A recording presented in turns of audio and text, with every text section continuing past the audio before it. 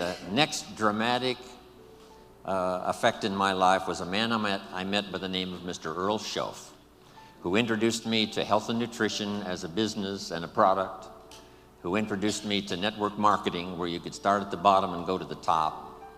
Best of all, he introduced me to the idea of personal development. And here it is. You can have more than you've got because you can become more than you are. Success is something you attract by becoming an attractive person. Work harder on yourself than you do on your job. If you work hard on your job, you can make a living, which is fine. If you work hard on yourself, you can make a fortune, which is super fine. I started hearing those ideas age 25, and it revolutionized my whole life. First, I was excited about the product because my mother had studied health and nutrition all of my life. I was the beneficiary. So was my father, who lived to be 93. And then to discover it as a product and a business blew my mind. Then when I found out you could get rich with using just a few simple philosophies. Here's the first one that helped me get rich. Profits are better than wages. That changed my whole look at the economy, the look at myself, my paycheck. It was incredible. And then my sponsor said to me, Mr. Rohn, here's what you can now say. I'm working full-time on my job, and now I'm working part-time on my fortune. Those ideas drastically changed the course of my life. Guess what it did? Set for me a new attitude and philosophy. So make this note now. Philosophy determines attitude. If you have the philosophy and the attitude that here's my chance, even starting part-time, to invest in the idea of fortune making, because you can lay the foundation for fortune making. You don't have to do it 8 hours a day. You don't have to do it 10. It's not something that requires working around the clock. It just requires simply a commitment. Here's what I did. I started part-time. That's the magic.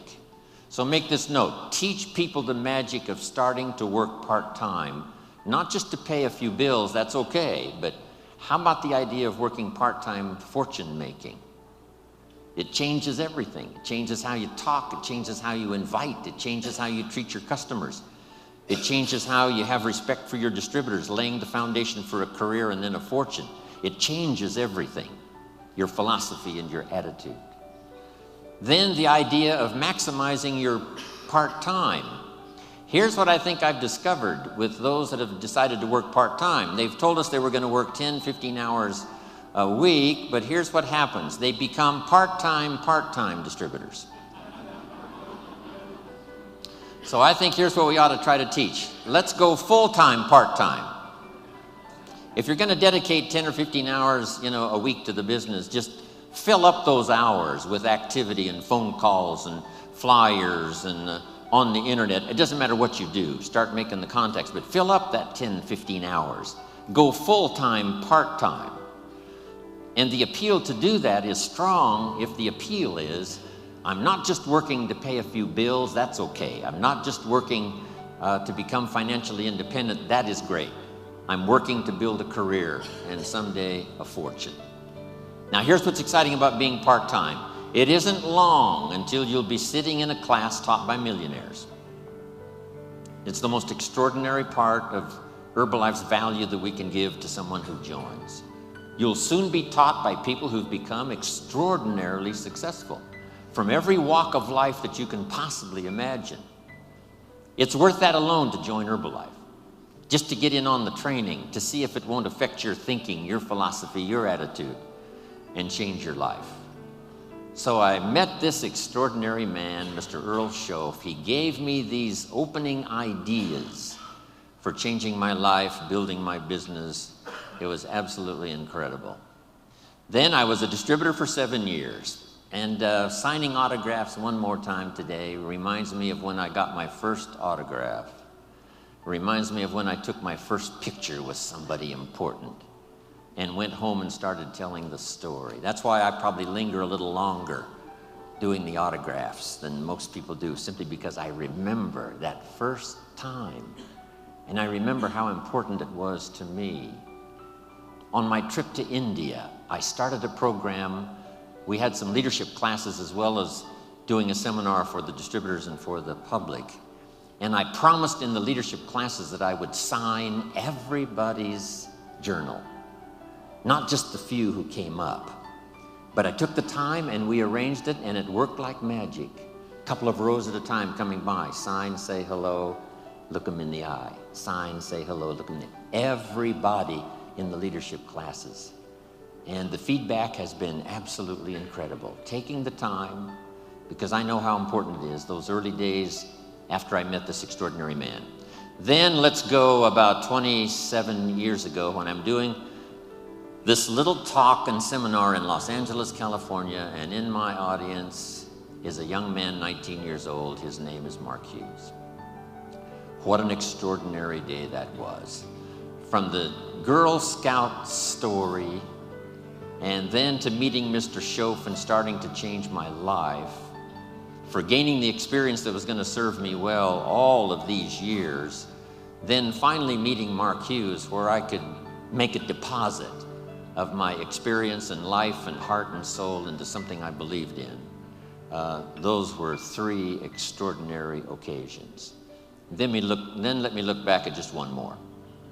When I first started traveling with Mark 21 years ago, I met with a group of distributors. I told them that I was an only child. I had no brothers and no sisters, and I always wanted to belong to a large family. So I asked those very first Herbalife distributors if they would adopt me into their family. They agreed to do so. So I'm now in Hawaii, not just with my friends, not just with my business associates. I'm here with my family.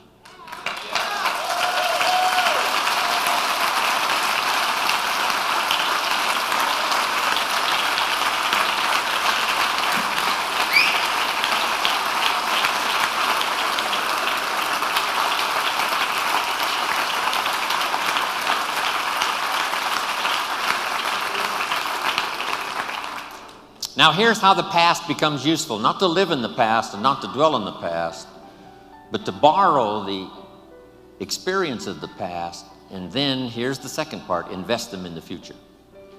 We sometimes make the comment, he has a wealth of experience, and see, experience is wealth. What we've been through is a treasure. What we now know is so vital, not just to ourselves and our families, but to the people we're going to meet in the future, and the ones we've helped to change their lives up until now.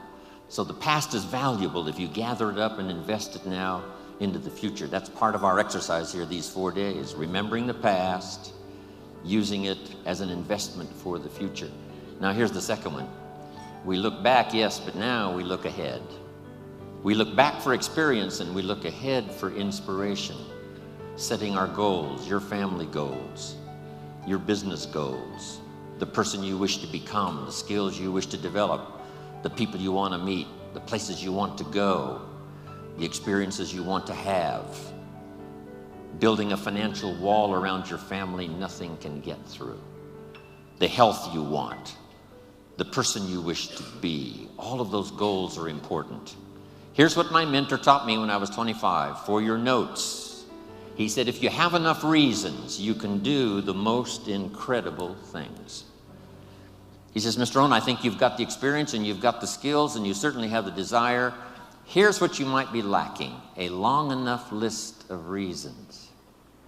Reasons that drive you, reasons that get you up a little extra early, reasons that keep you up a little extra late, reasons that make you a team player, reasons that make you solve the dilemma of your own challenges and then start helping somebody else with their challenges. Reasons. That's what makes the difference. In an Herbalife, we've got a lot of reasons based on our history and based on where we are.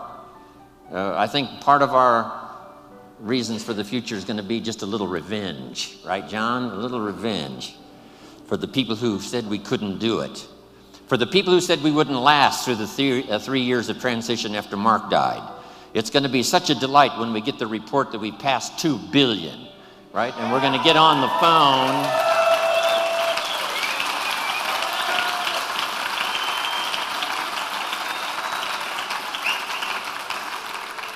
For those who said, you know, the chairman's club is going to leave and the president's team is going to leave and Herbalife is going to fall apart, we've got some good reasons now to succeed.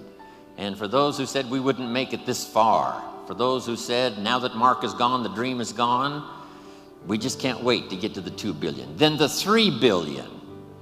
No telling who we will get on the phone and call and tell and show, and the pictures and the photographs and the albums we will have by the time we reach 3 billion.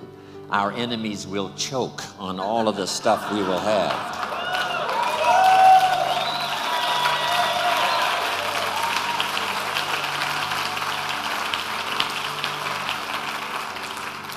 By the time we've gotten to 4 billion, all of your new homes and new cars and Ferraris and clothes and the vacations you've taken and the album and pictures you've collected over the years is going to be something awesome when we reach the 4 billion. A bit of revenge. Old Testament says, God says, vengeance is mine, all mine. No wonder he wants it all. It feels so good. If I was God, I'd want it all.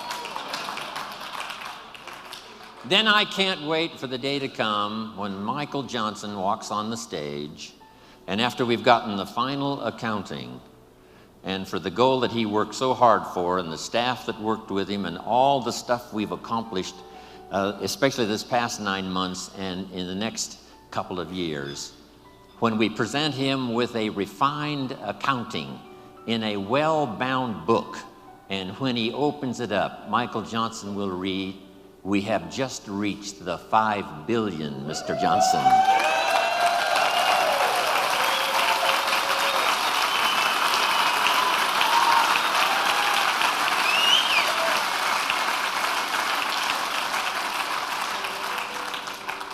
Of course, we paid the price. How many of you have children at home that couldn't come, that allowed you to be here? How many of you? Looks like almost everybody. When you get back home, tell them thank you from Jim Rohn for making those sacrifices so that you could be here. I'm telling you, when we get to the 2 and then the 3 and the 4 and the 5, here's what we're going to say. Small price to pay for the glory we now share with each other. It's going to be fantastic. So, look back, look ahead, set your goals. Here's the next one, and this one is so important. Look over your plans. Maybe you've got too small of plans. By the time we've finished here tomorrow, you might have scrapped some old plans and made some new ones, or made sure that the plan you've got is well tuned and well refined. As we speak, almost hourly and daily, the team at home office, continually revising, continually shaping, continually refining, making it more simple, making it easier to tell in terms of products, but all the rest of it, from the support staff, from from all these countries represented here around the world, fine-tuning the support staff. That's going on while we speak. We should all do the same thing. I'm fine-tuning my own plan, right? These next years, working with Herbalife and all of you around the world, I've got some plans for myself, my own growth, my own development, fine-tuning my own skills. So look over your plans for the future, your plans for your family, your plans for your health, your plans for your organization. Make sure they're in place.